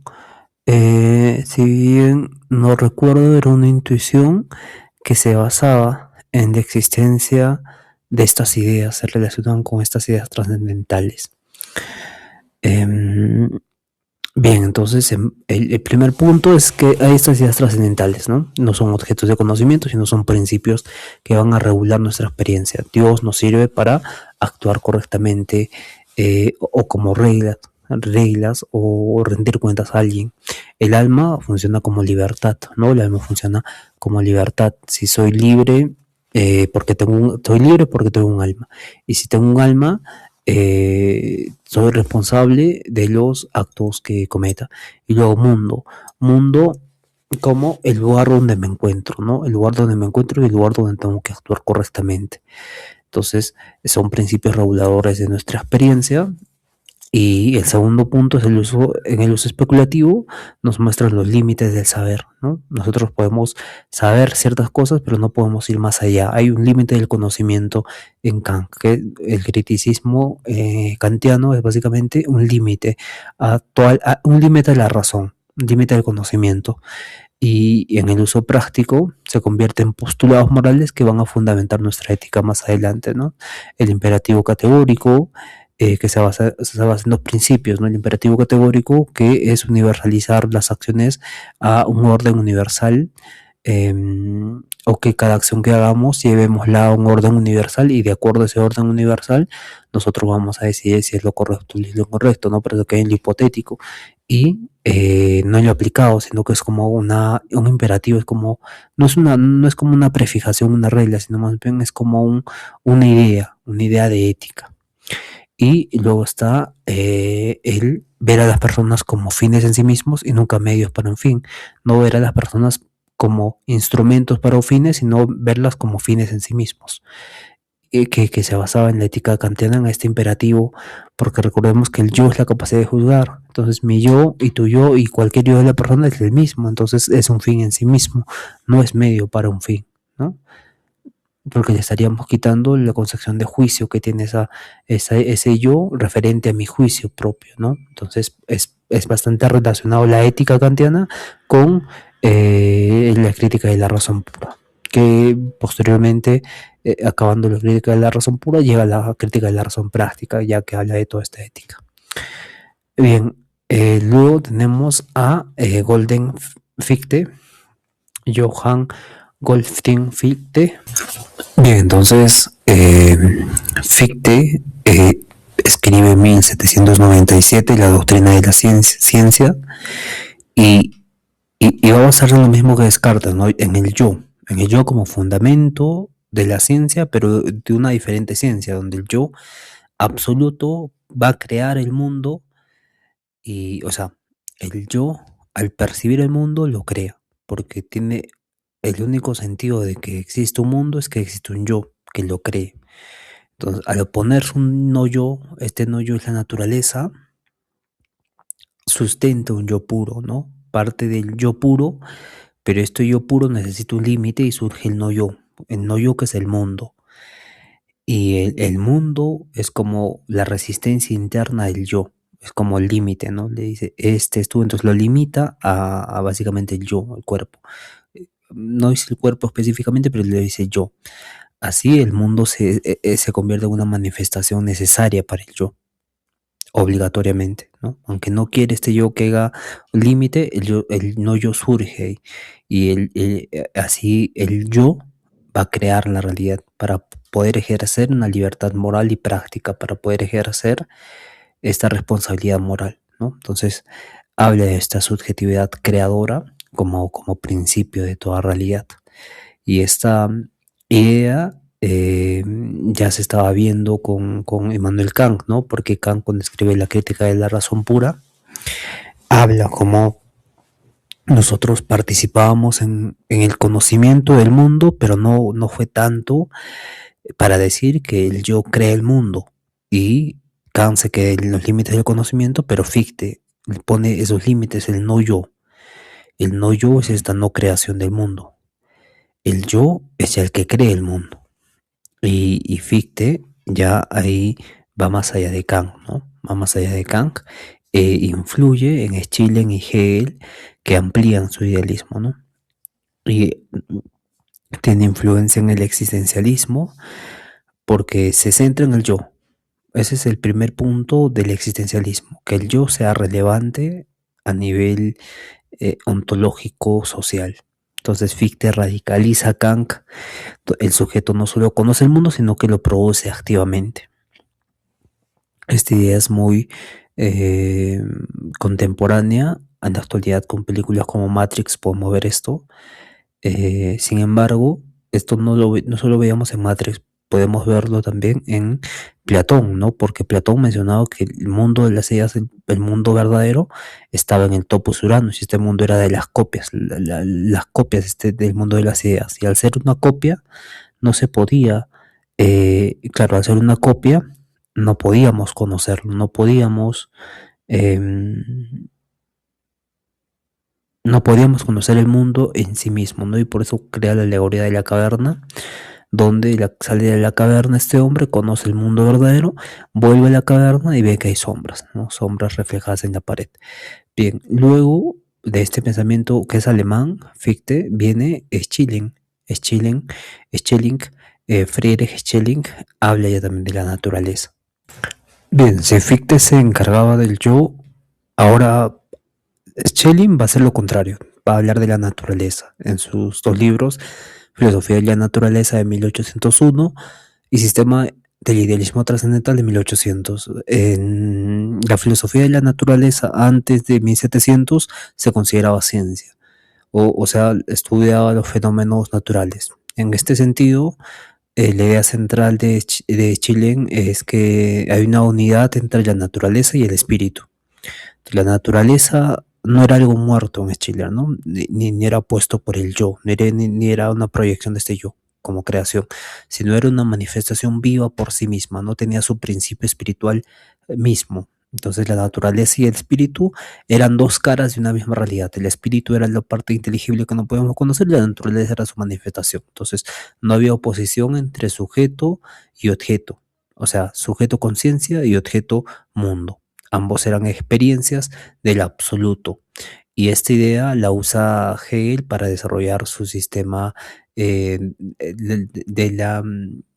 la fenomenología del espíritu de Hegel, que agarra este concepto de Schiller y el concepto de Fichte y desarrolla este proceso histórico, este espíritu absoluto, este espíritu absoluto que se manifiesta en la historia, que se manifiesta en la sociedad, que se manifiesta en la naturaleza, que se manifiesta en todo el devenir histórico. Entonces, en Schiller se ve que en la naturaleza hay vida, no es algo muerto, sino es una expresión viva del espíritu y que no entra en oposición con ella misma, no entra en oposición con la parte inteligible, sino que es una sola. Entonces, em, se convierte entonces la naturaleza como la identidad del espíritu. Tiene una identidad el espíritu que es la naturaleza, básicamente. Y ahí, aquí recién viene Hegel, Goldon Wilhelm Friedrich Hegel.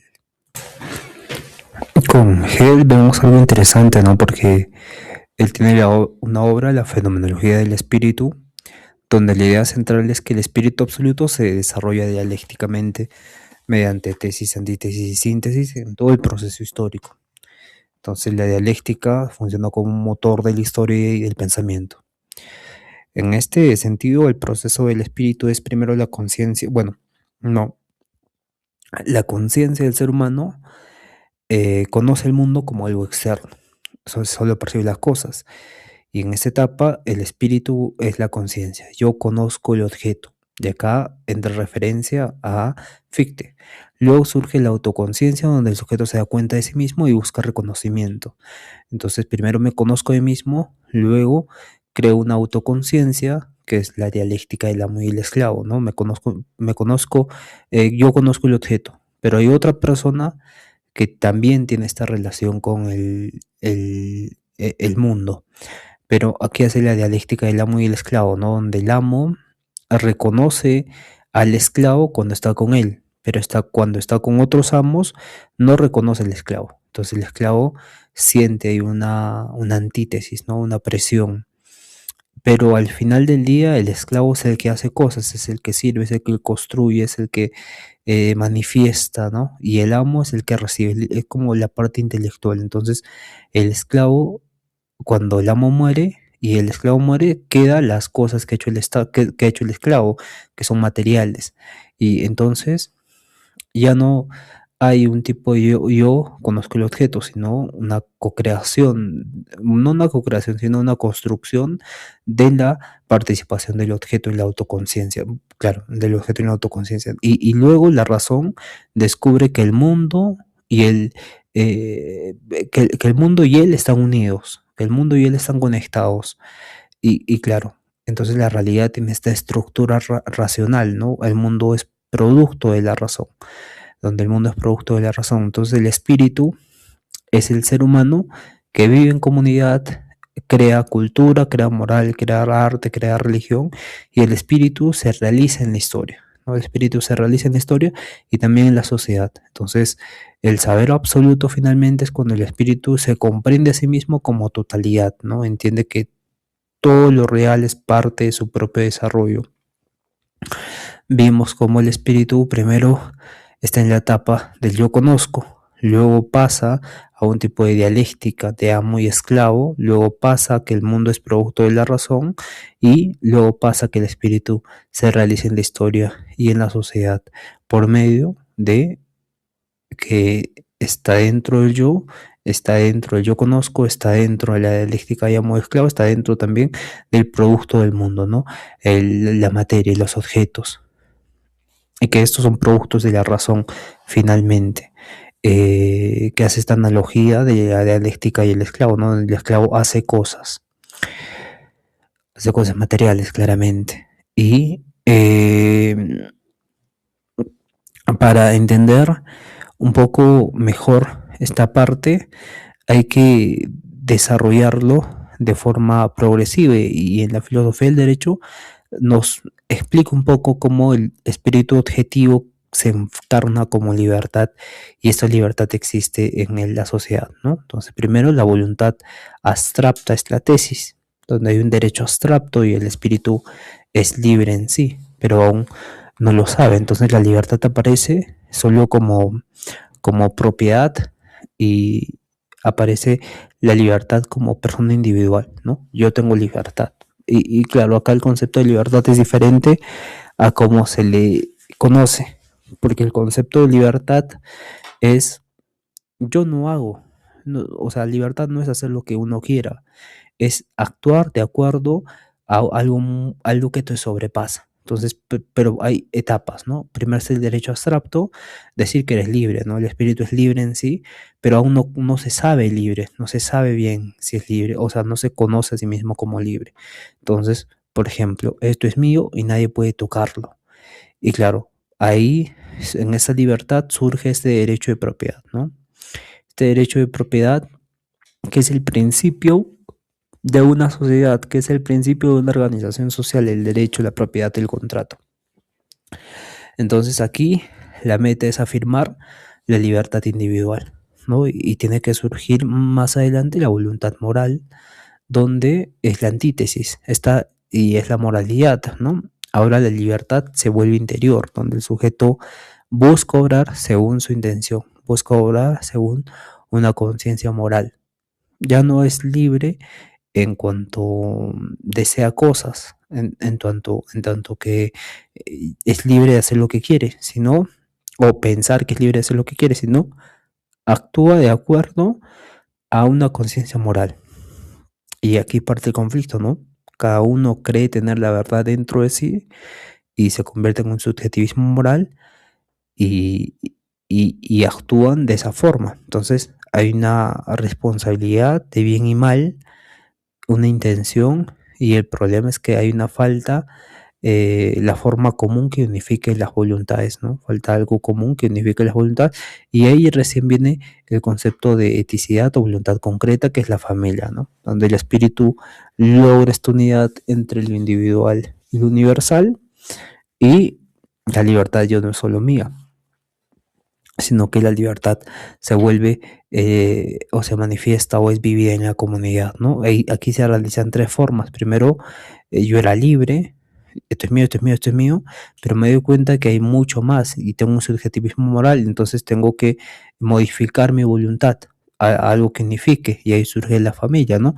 Conozco una chica y pierdo mi libertad por nuestra libertad, ¿no? Entonces se convierte en una unidad natural y afectiva, y claramente cuando estoy con esta chica, tengo hijos y estos hijos van a tener su propia familia. Entonces, ahí la relación entre familias se convierte en una sociedad civil, que básicamente estamos unidos por la economía, estamos unidos por la parte jurídica, negocios y demás, ¿no? Negocios en común y demás.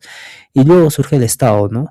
Hay muchas familias y para evitar el conglomerado de familias, el monopolio del comercio, surge el Estado, que es la síntesis donde la libertad se hace ley y se vuelve una razón viviente.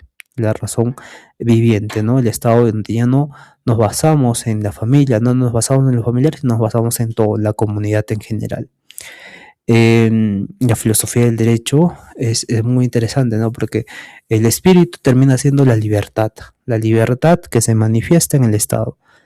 Hay mucho más, en cada filósofo hay mucho más que esto, no es solo esto. Entonces, Hegel concibe tres niveles de espíritu. El espíritu subjetivo, que es la conciencia individual, que se expresa en esta conciencia individual y es una forma de libertad interior, ¿no? Pensar, querer, la voluntad. Luego está el espíritu objetivo, ¿no? Que está en la filosofía del derecho, que básicamente expresa la libertad, las instituciones humanas. Se expresa el espíritu en las instituciones humanas y tiene esta forma de libertad hecha realidad social. Y luego está el espíritu objetivo, que en la obra Arte, Religión y Filosofía habla sobre la autoconciencia total del espíritu, ¿no? Que se expresa en este tipo de autoconciencia, en el saber pleno de sí. Porque recordemos que el espíritu es como estaría avanzando en el tiempo. Y cada vez que nosotros, como colectivo, conocemos algo de un hecho histórico, del acontecer del tiempo, es la autoconciencia que se conoce, se sabe previo a sí mismo, ¿no? Y busca siempre una mayor libertad, ¿no? Hasta la libertad plena en este sentido. Bien, luego viene Schopenhauer. Bien, entonces Arthur Schopenhauer toma el concepto de noumeno, toma el concepto de espíritu para darle otra definición como voluntad, una voluntad que es irracional, y que la voluntad irracional es la esencia del mundo, ¿no? Y es desordenada y es caótica.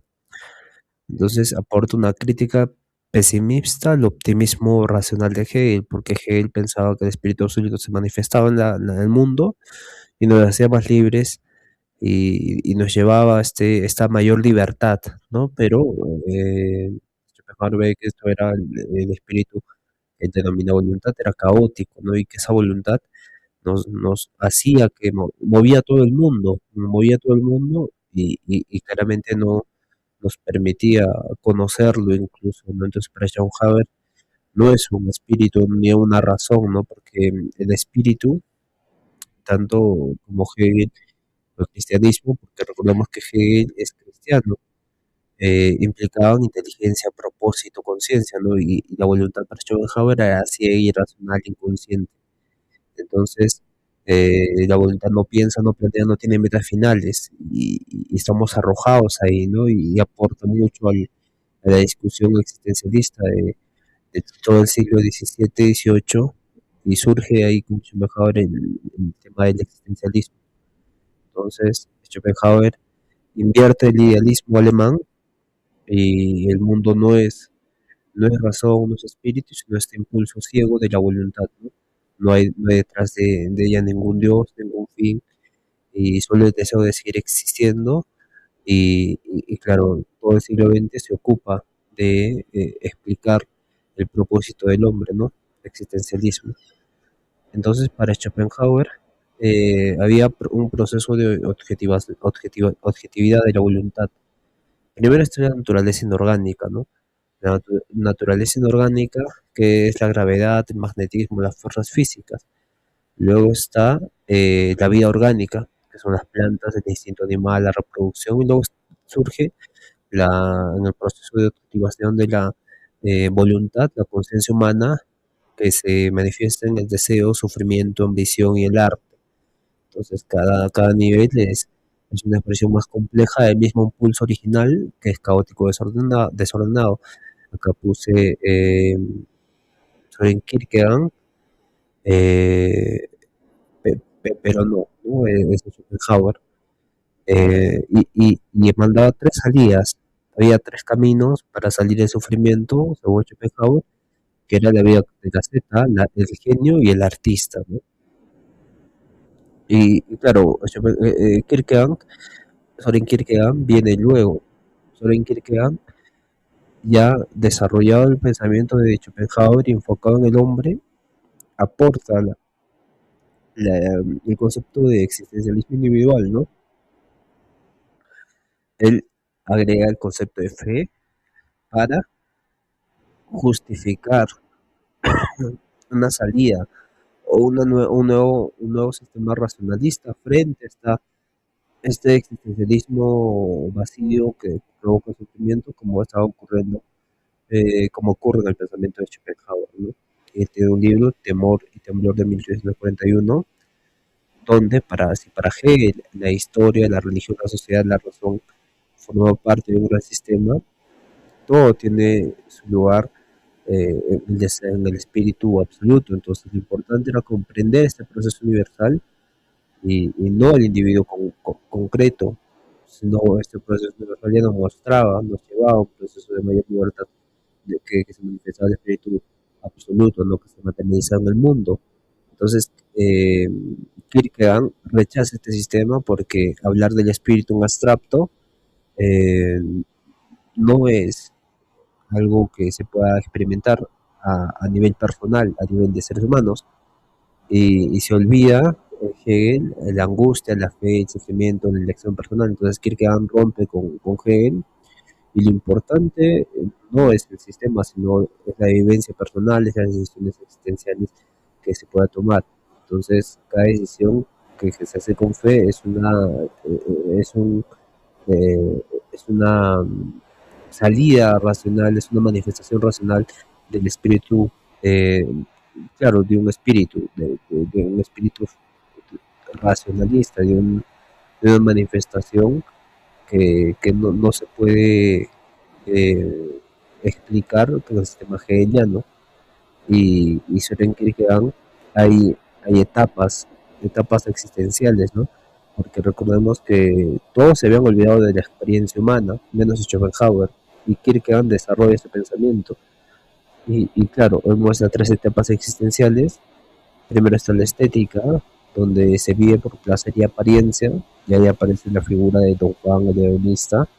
Luego aparece el estado ético, el estadio ético, donde es cuando el hombre vive por deber responsabilidad, ¿no? Aquí aparece ciudadano moral, y no sé si se han dado cuenta, pero está haciendo lo mismo que estaba haciendo no, pero Hegel, pero Kierkegaard a nivel de subjetividad de persona. Y luego sigue el estadio religioso, ¿no? Que vive por fe, más allá de la razón. Entonces, acá es Abraham quien confía en Dios aunque no lo entienda, ¿no? Entonces Kierkegaard rompe con Hegel porque la verdad no se encuentra en un sistema racional, sino que se encuentra en la experiencia interior y la decisión libre del individuo ante la experiencia. Y, y claro, podemos ver la comparación de Soren Kierkegaard y Hegel. Hegel de que el Estado es la encarnación de la razón, o sea, el Estado como gobierno, el gobierno es una encarnación de la razón, y que ve que el Estado no puede dar sentido a la vida individual, no da sentidos, y claramente por ello no manifestaba el espíritu absoluto en su totalidad. Entonces, para Hegel, la historia tiene este sentido racional en sí mismo, pero para Kierkegaard, la existencia, siendo incierta, no es razonable a nivel de subjetividad. Entonces, el individuo para Hegel encuentra su libertad en el Estado, cumpliendo las reglas, porque se supone que es una manifestación de un Estado donde hay un consenso, donde se pierde la libertad, pero se pierde la libertad para realizar el bien común. Y Soren Kierkegaard pensaba que la libertad es siempre interior, la libertad es interior y se vive, y se vive fuera del sistema. Primero hay una libertad interior que se basa en la fe consciente, y luego, eh, y por qué esta fe y acción va más allá de la razón, se manifiesta fuera del sistema. Y entonces este pensamiento de Kierkegaard, Soren Kierkegaard, abre paso a todo el existencialismo de Camus, de Sartre, eh, claro, da pasos también a la fenomenología con Husserl, Heidegger, Gadamer y posteriormente la hermenéutica también. Y como recordemos, mira, hablamos de 1813 a 1855, y en 1818 y 1883 está vigente Karl Marx, pero él ya no se enfoca en cómo el hombre eh, debe, debe vivir. Y claro, toma pensamientos de Søren Kierkegaard, toma pensamientos de Schopenhauer y los modifica, ¿no? Marx invierte a Hegel, donde el idealismo veía espíritu, Marx ve materia, ¿no? Donde Hegel buscaba la comprensión, Marx buscaba la transformación. Entonces la historia ya no es esta historia de ideas, sino es una historia de luchas materiales, luchas sociales, y escribe en 1867 el Capital y en 1848 el Manifiesto del Partido Comunista, ¿no? Entonces la historia termina siendo la lucha de clases. Entonces el ser social determina la conciencia. Entonces el materialismo histórico transforma la dialéctica idealista en una teoría más práctica. Y así influyó en la escuela de Frankfurt, en la filosofía crítica, en la teoría social moderna. Entonces Marx cierra este ciclo moderno, de, claro, devuelve la filosofía de la praxis, ¿no? Porque el ideal de Marx era ese, invertir la dialéctica de Hegel ahora a la materia, no al espíritu. Entonces la materia siempre movía la historia, no era el espíritu que movía la historia. Y así, Karl Marx acaba teniendo la última metanarrativa mundial más grande, y muchos sistemas gobernantes crean modelos de Marx, el manifiesto del Partido Comunista, y terminan infligiendo la, las, los estadios, lo que Karl Marx hablaba del fin del capitalismo, pero que este fin se daría de forma orgánica, o sea, de forma natural, y una vez que se de forma natural aparece el socialismo, y luego que aparezca el socialismo aparece el comunismo. Ya, pero con Vladimir Putin, que es un gobernador ruso, se, se, se obligó, o se aceleró al fin del capitalismo. Entonces se hizo como una intervención al capitalismo y terminó en un estado, la URSS, ¿no? Un estado socialista que no funcionó básicamente por problemas. Bueno, no funcionó no porque no era un sistema eficaz, no funcionó porque hubieron inconvenientes en ese proceso. Sin embargo, no vamos a hablar de esto más, salvo que Marx invierte las ideas de Hegel, ¿no? Lo lleva a la praxis y les da un tipo de manifestación histórica material. Entonces, para Hegel el espíritu se desarrolla a través de las contradicciones conceptuales, tesis, antítesis, síntesis. Pero para Marx la sociedad cambia por contradicciones económicas y sociales, no conceptuales. Y, y claramente para Hegel la historia es el desarrollo de la razón, pero para Marx la historia es, perdón, es la lucha de clases. Entonces para Hegel las ideas crean la realidad, ¿no? Van a crear la realidad, pero para Karl Marx la realidad material crea las ideas. Entonces invierte todo el pensamiento de Hegel y crea la última metanarrativa, ¿no? Última metanarrativa. Entonces, con Karl Marx acaba todo el periodo de la modernidad. Acaba el periodo de la modernidad. Y la transición de estos filósofos, hay muchos otros filósofos también. Hay muchos filósofos como Malebranche, Adam Smith, hay, eh, hay bastantes filósofos, muchos más. Entonces, vayan a Filosofía de Tierra, que vamos a hablar cada uno de ellos. Gracias por escuchar, fue un día bastante productivo y nada, nos vemos en otro video. El video que próximo va a ser el de Malebranche. El de Malebranche y eh, claro, va a ser el de Malebranche sobre la ocasionalismo. Muchas gracias.